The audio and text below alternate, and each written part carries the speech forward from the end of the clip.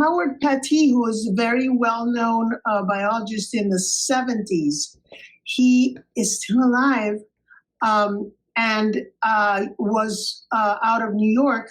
He was one of the first to use the term enabling constraints. That is, conditions that facilitate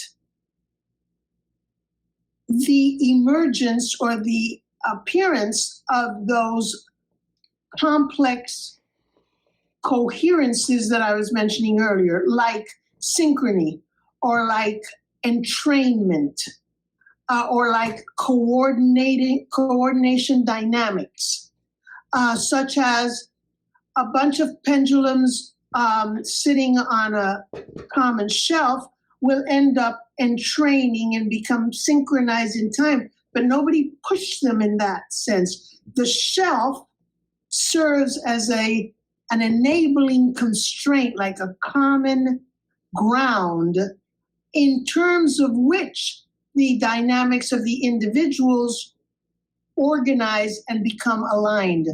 To the best of my knowledge, there's something similar going on with lasers. Lasers are nothing but they are more than individual photon streams.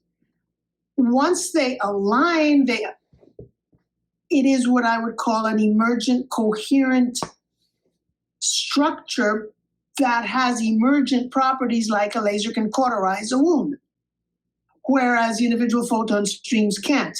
The entrained footfalls of soldiers marching over a bridge will collapse the bridge, and it isn't the number of footfalls, because if they break step, the same number can go across the bridge, but it will not collapse the bridge or the stadium, when the fans begin stomping in synchrony.